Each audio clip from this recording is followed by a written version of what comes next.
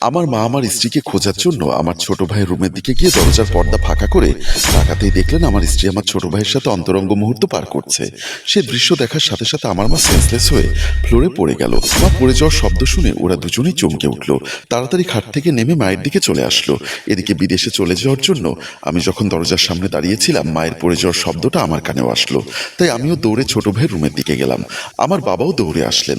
বাবাকে আর আমাকে দেখে আমার স্ত্রী এবং ছোট ভাই কিছুটা ভয় পেয়ে গেল। বাবা বলল, কিরে মুন্না, তোর মা সেন্সলেস হয়ে পড়ে গেল কেন? মুন্না আমতা আমতা গলায় বলল, সেটা তো জানি না, ভাইয়া বিদেশে চলে যাচ্ছে, তাই ভাবি আমাকে ডাকতে এসেছিল। এসেই দেখলেন আমার বিছানার চাদরটা এলোমেলো, তাই ভাবি বিছানার চাদরটা ঠিক করে দিচ্ছিল, আর আমি পাশে দাঁড়িয়ে মাথার চুলগুলো আঁচড়াচ্ছিলাম। এর মধ্যে হঠাৎ মাকে পড়ে যেতে শুনলাম। আমার ছোট ভাই কত সুন্দর করে ইনিয়ে বিনিয়ে মিথ্যা কথা বলে আমাদেরকে বুঝ দিয়ে দিলেন। পাশে দাঁড়ানো আমার স্ত্রী বলল, মুন্না, এভাবে দাঁড়িয়ে না থেকে গ্লাসে করে একটু পানি আনো, মায়ের মুখে ছেটাতে হবে। তারপর আমার ছোট ভাই মুন্না পানি আনতে চলে গেল। আমি আর বাবা মাকে ধরাধরি করে মুন্নার খাটের উপর শোয়ালাম। এর মধ্যে মুন্না পানি নিয়ে আসলো। বাবা মুন্নার হাত থেকে পানির গ্লাসটা নিয়ে মায়ের মুখে ছেটাতে লাগলেন।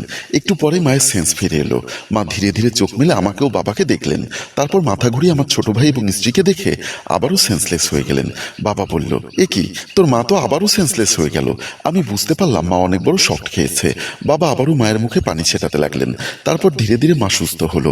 বাবা বলল, বাবুর মা, তোমার কি হয়েছে? তুমি হঠাৎ করে সেন্সলেস হয়ে গেলে কেন? বাবার এমন প্রশ্ন শুনে মুন্না এবং ইভা একজন আরেকজনের দিকে তাকাচ্ছিল। ওরা ভয় পেয়ে গেল। এই ভেবে মা যদি বিষয়টা সবার সামনে বলে দেয়, ভয় ওদের গলা শুকিয়ে গেল। বাবার প্রশ্নের উত্তর দেওয়ার আগে মা একবার ইভার মুখের দিকে তাকালেন, একবার মুন্নার মুখের দিকে তাকালেন। ওরা ভয় মায়ের দিকে তাকাতে পারছে না। মা যদি ঘটনাটা এই মুহূর্তে আমার আর বাবার সামনে বলে দেয়, তাহলে ওদের অবস্থা কি হবে? পরিস্থিতিটা বুঝে মা বলল, বাবু বিদেশে চলে যাচ্ছে তো, তাই সকাল থেকে আমার মন ভালো নেই। মুন্নাকে আর বৌমাকে ডাকতে এসে দরজার সাথে ধাক্কা খেয়ে মাথা ঘুরে পড়ে গেছি। আমার ছোট ভাই এবং স্ত্রী হাঁপ ছেড়ে বাঁচলো। মায়ের এমন কথা শুনে ওরা খুশি হয়ে গেল। মা মিথ্যা বললেও আমি কিন্তু ব্যাপারটা বুঝতে পেরেছিলাম, তাই নিজেকে কন্ট্রোল করে নিয়ে বললাম, ফ্লাইটের সময় হয়ে এসেছে, আমি তাহলে এখন আসি। বাবা বলল, আমিও তোর সাথে যাব। মুন্না, তুইও যাবি নাকি? মুন্না আমতা আমতা করে বলল, আমি গিয়ে কি করব? ভাইয়া তো বিমানবন্দরের ভেতর ঢুকে গেলে ওনার সাথে আর কথা বলতে পারবো না, বাহিরে দাঁড়িয়ে থাকতে হবে। সাথে সাথে আমার স্ত্রী মুন্নার সাথে তাল মিলিয়ে বলল, হ্যাঁ বাবা, সামনে মুন্নার পরীক্ষা, ওর গিয়ে কোনো লাভ হবে না। আর তাছাড়া আপনার ছেলে তো আজকে প্রথম বিদেশ যাচ্ছে না। প্রথম প্রথম যারা বিদেশ যায় তাদেরকে বিমানবন্দরে দিয়ে আসতে হয়, তাই না বাবু? দেখলাম আমার স্ত্রীর এত কিছুর পরেও শিক্ষা হয়নি, সে এখনো আমার ছোট ভাইয়ের দিকে টানছে। আমি একটা দীর্ঘশ্বাস ছেড়ে বললাম, ঠিক বলেছ, মুন্নার বিমানবন্দরে গিয়ে কি হবে, এখানে থাকুক। বাবা, তোমারও যেতে হবে না, আমি একাই যেতে পারবো। না না, আমি তোর সাথে যাব। মা বলল, হঠাৎ করে শরীরটা খারাপ হয়ে গেছে, না হলে আমিও তোর সাথে যেতাম। তারপর আমিও বাবা সবার কাছ থেকে বিদায় নিয়ে বিদেশের উদ্দেশ্যে চলে আসলাম। কিছুক্ষণ আগে আমি বাংলাদেশ থেকে প্রবাসে চলে এসেছি। প্রবাসে আমি যে রুমে থাকি সেই রুমে এসে বসেছি মাত্র, এমন সময় আমার প্রবাসী বন্ধু কানন রুমে এসে আমাকে দেখে ভূত দেখার মতো তাকিয়ে রইল। তার এভাবে তাকিয়ে থাকার কারণটা আমি বুঝতে পেরেছি, কারণ মাত্র 5 দিন আগে আমি বাংলাদেশে গেছিলাম। 1 সপ্তাহ না হওয়ার আগেই আবারও বিদেশে চলে এসেছি দেখে সে এভাবে আমার দিকে তাকিয়ে আছে। আমি তাকে দেখে বললাম, কি রে কানন, এভাবে তাকিয়ে আছিস কেন? আমি কি সত্যি দেখছি? তুই কি বাবু না অন্য কেউ? আরে বেটা, আমি বাবু। গত 5 দিন আগে দেশে গেলি, 6 দিনের দিন আবার প্রবাসে চলে আসলি, ব্যাপার কি? আমি কেন প্রবাসে চলে এসেছি সেই কারণটা তার কাছে লুকিয়ে গেলাম। মিছিমিছি বললাম, প্রবাসে অনেক ভালো রে, দেশে মন বসে না।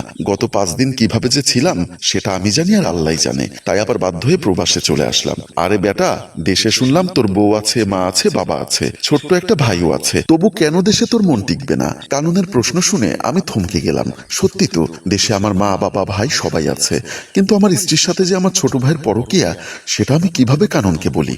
শত কষ্ট বুকে চেপে তাকে বললাম, দেশে মন টিকছে না, সেখানে মা, বাবা, বউ, ভাই কি করবে? তারপর কানন বলল, আচ্ছা সব কথা পরে শুনবো, অনেক দূর থেকে বিমানে জার্নি করে এসেছিস, এখন ফ্রেশ হয়ে নে, আমি রান্না বান্না করতে যাচ্ছি। বলেই কানন চলে গেল। আর আমি মনে মনে ভাবতে লাগলাম, কেন আমার জীবনটা এমন হলো? আমার স্ত্রী আমি থাকা সত্ত্বেও কেন আমার ছোট ভাইয়ের সাথে সম্পর্ক গড়ে তুলবে? আমি প্রবাসী, তাই কি আমার দোষ? আমি কেন প্রবাসে আছি সেটার উত্তর কি আমার ছোট ভাই এবং স্ত্রী কেউ একবারও ভেবে দেখেছে? যাদের সুখের জন্য আমি প্রবাসে পড়ে আছি তারাই আমার সুখ চায় না। প্রবাসীরা বিয়ে করতে গেলেও কষ্ট, কোনো গার্ডিয়ানই সহজে তাদের মেয়েকে কোনো প্রবাসীর হাতে দিতে চায় না। তার প্রমাণ আমি নিজে। যেবার আমি ইভাকে বিয়ে করেছিলাম সেবার দেশে গিয়ে বিয়ে করার জন্য আমি অনেকগুলো মেয়ে দেখেছিলাম, কিন্তু প্রবাসী শুনলে কেউ তার মেয়েকে প্রবাসী স্বামীর হাতে দিতে চায় না। মনে পড়ে গেল সেদিনের কথা। সেদিন আমার জন্য 18 নম্বর বিয়ের পাত্রী দেখতে যাবার কথা। বাবা মা রেডি হয়ে ড্রয়িং রুমে বসে আছেন। এর আগে 17টা বিয়ের পাত্রী দেখেছি, কোনোটাতে আমার পছন্দ হয়নি, আবার কোনোটাতে পছন্দ হলেও আমি প্রবাসী বলে ওনারা মেয়ে দিতে চাননি। এভাবে করতে করতে 17টা মেয়ে দেখা হয়ে গেল। আজ যাচ্ছে 18 নম্বর পাত্রী দেখতে। আমি পাত্রী দেখতে যাওয়ার জন্য নিজের রুমে রেডি হচ্ছিলাম। ওদিকে বাবা মা ড্রয়িং রুমে বসে বসে কথা বলছেন। মা বলল, ঘটক তো এখনো এলো না। এদিকে মুন্না যে কোথায় গেল তারও আসার নামগন্ধ নেই। বাবা বলল, মেয়ে দেখতে গেলে এমন তাড়াহুড়ো করতে নেই, বিয়ের ব্যাপারে হাজারটা কথা হবে, তার মধ্যে থেকে বেছে একটা সিদ্ধান্ত নিতে হয়। ছেলেটার জন্য দেখতে দেখতে 17টা মেয়ে দেখলাম, একটাও বিয়ের সম্বন্ধ পাকাপোক্ত করতে পারলাম না। জন্ম মৃত্যু বিয়ে এগুলো আল্লাহর হাতে। বাবুর সাথে যে মেয়ে জোড়াগাথা আল্লাহ ঠিক করে রেখেছেন, খুঁজতে খুঁজতে দেখবে আমরা ঠিকই ওই মেয়েকেই পেয়ে যাব। এমন সময় ফাহিম ঘটক পান চিবোতে চিবোতে সেখানে আসলেন। ঘটককে দেখে বাবা বলল, কিরে ঘটক, তোমার আসতে এত লেট হলো কেন? ঘটক বলল, আপনাদেরটা আমার লস প্রজেক্ট। আমাদেরটা তোমার লস প্রজেক্ট হবে কেন? কারণ আপনার ছেলে প্রবাসী। কোনো মেয়ের বাবা মা তার মেয়েকে প্রবাসী ছেলের হাতে দিতে চায় না। সাথে সাথে বাবা বলল, এটা তুমি মিথ্যা বলেছো ঘটক। যদি প্রবাসীরা বউ না পাবে তাহলে এতগুলো প্রবাসী বিয়ে করেছে কিভাবে? আমি কি বলেছি পায় না? পায়, তবে সহজে কেউ তার মেয়ের সাথে প্রবাসী ছেলের বিয়ে দিতে চায় না। ঘটকের মুখে এমন কথা শুনে মা বলল, আজকে যে মেয়েটা ঠিক করেছো ওই মেয়েটা আমার প্রবাসী ছেলের সাথে বিয়ে দিবে তো? দিতে পারে, কারণ মেয়ে আর মেয়ের ভাবি ছাড়া এখানে আর কেউ থাকে না। ঘটকের কথা শুনে বাবা বলল, কেন? মেয়ের মা বাবা ভাই ওনারা কোথায়? মেয়ের মা বাবা থাকে গ্রামে, একমাত্র বড় ভাই থাকে প্রবাসে। মেয়ে এখনো ক্লাস 9-এ পড়ে। ভাবি আর মেয়ে একা থাকেন। মেয়ে ক্লাস 9-এ পড়ে শুনে মা বলল, এত ছোট মেয়ে আমার ছেলেকে বিয়ে দিবে তো? মায়ের কথা শুনে ঘটক একগাল হাসি দিয়ে বলল, সমস্যা কি? আপনার ছেলে বিদেশে চলে যাবে আর মেয়ে এখানে লেখাপড়া করবে। আচ্ছা সেটা না হয় পরে দেখা যাবে, এখন বাবুকে ডাকো, মুন্নাকে ডাকো, দেরি হয়ে যাচ্ছে তো। বাবার কথা শুনে মা আমাকে ডাকতে লাগলেন, বাবু, এই বাবু, তুই কি এখনো রেডি হসনি? এমন সময় আমি সেখানে প্রবেশ করলাম। এই তো আমি রেডি। মুন্না কোথায়? ওকে দেখছি না যে। মা বলল, ওর কি আর কোনো ঠিক ঠিকানা আছে? তুই বিদেশ থেকে টাকা পাঠাস আর ও পড়ার নাম করে সেই টাকা দিয়ে বন্ধু বান্ধব নিয়ে হই হুল্লোড় করে বেড়ায়। আহা, ওসব কথা এখন বাদ দাও, ওকে ডাকো, ওর বড় ভাইয়ের জন্য মেয়ে দেখতে যাচ্ছি। ও কি সাথে যাবে না? মুন্না ঘরে থাকলে তো যাবে। সেই সকালবেলায় কলেজের নাম করে বের হয়েছে, এখনো আসেনি। মায়ের কথা শুনে ঘটক বলল, বিয়ে তো আপনার ছোট ছেলে করবে না, যে বিয়ে করবে সে তো সাথে আছে। তাহলে আর সমস্যা কি?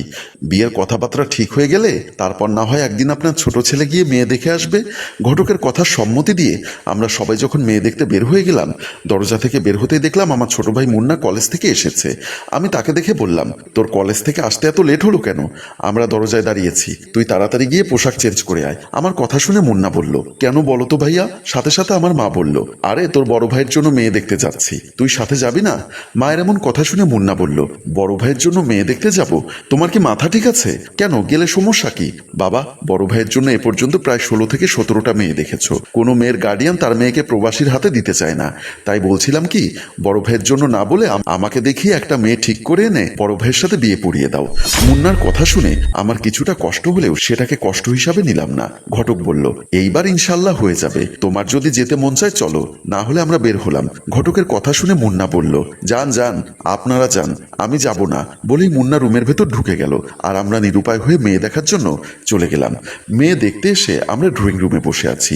বাবা বলল, কিরে ঘটক, সে কতক্ষণ ধরে বসে আছি, এখনো মেয়ে নিয়ে আসছে না কেন?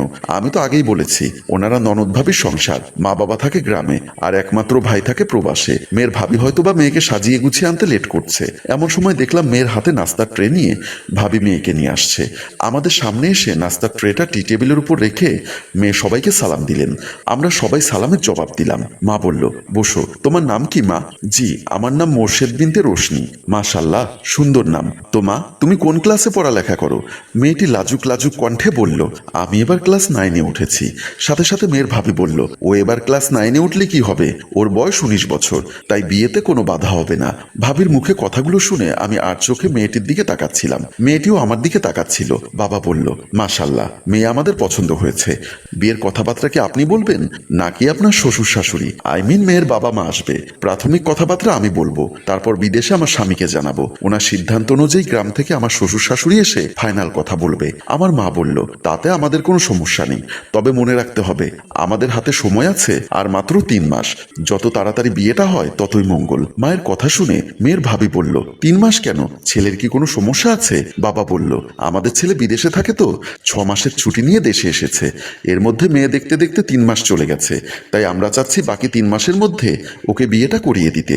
বাবার মুখে এমন কথা শুনে সাথে সাথে মেয়ের ভাবি বলল, অসম্ভব, আমার ননদকে আমি কোনো প্রবাসী ছেলের সাথে বিয়ে দিব না। কেন? প্রবাসীরা কি মানুষ না?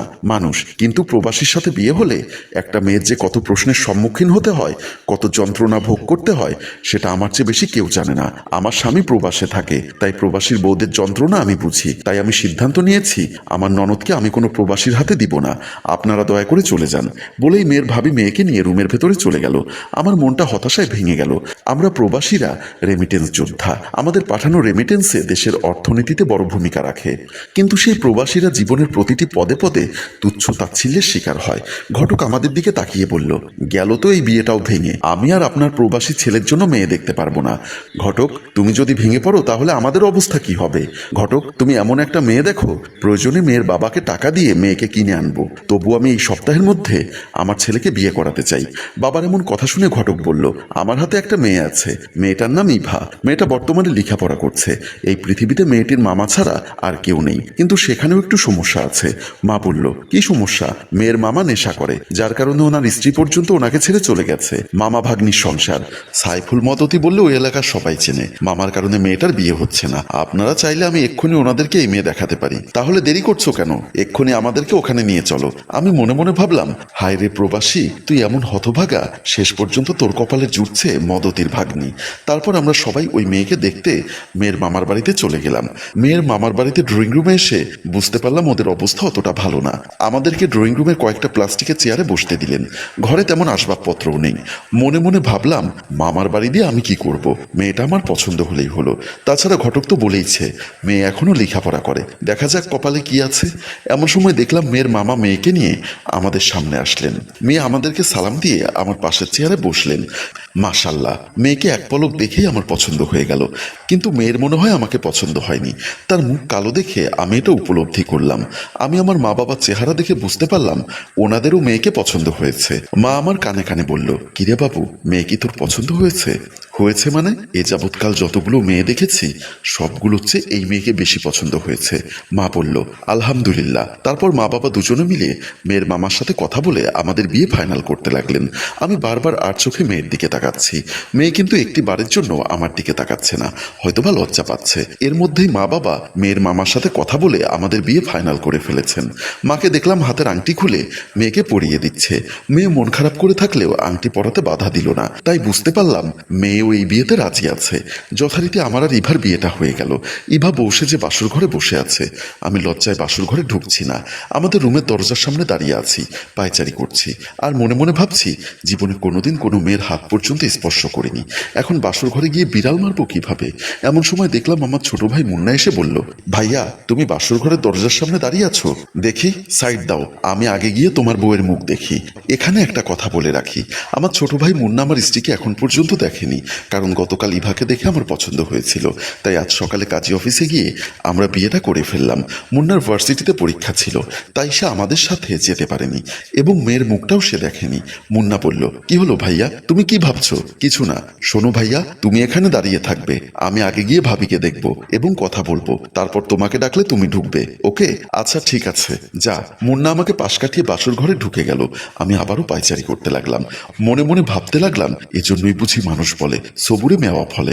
এতগুলো মেয়ে দেখেছি, কিন্তু ইভার মতো সুন্দরী মেয়ে একটাও দেখিনি। যাক, প্রবাস জীবন সার্থক হলো। এমন সুন্দর ফুটফুটে একটা বউ পেলাম। কথাগুলো ভাবছি আর পায়চারি করছি। এর মধ্যে কেটে গেল প্রায় 1 ঘন্টা। আমার ছোট ভাই মুন্না যে বাসর ঘরে ঢুকেছে তার কোনো সারা শব্দ পাচ্ছি না। সে বলেছিল আমাকে ডাকবে, কিন্তু এখনো ডাকছে না। ব্যাপারটা কি তা জানার জন্য আমি দরজা খুলে বাসর ঘরে ঢুকলাম। বাসর ঘরে ঢুকেই আমি চমকে উঠলাম, এটা কিভাবে সম্ভব? হ্যালো ভিউয়ার্স, প্রথম পর্বের ব্যাপক সাফল্যের পর আমরা উক্ত গল্পের দ্বিতীয় পর্ব নিয়ে এসেছিলাম। এই গল্পেও আপনাদের সহযোগিতা পেলে আগামীকাল এই গল্পের তৃতীয় পর্ব নিয়ে আপনাদের সামনে হাজির হব। একটা কথা মনে রাখবেন, যে গল্পের ভিউজ এবং কমেন্টস কম হয় আমরা সেই গল্পের নেক্সট এপিসোড তৈরি করি না। তাই উক্ত গল্পের তৃতীয় পর্ব দেখতে চাইলে বেশি বেশি কমেন্ট করুন এবং আপনার ফেসবুকে শেয়ার করে আমাদের সাথেই থাকুন। ধন্যবাদ। গল্পটির রচনায় উত্তম কুমার, পরিচালনায় মোশাররফ হোসেন মৃদুল,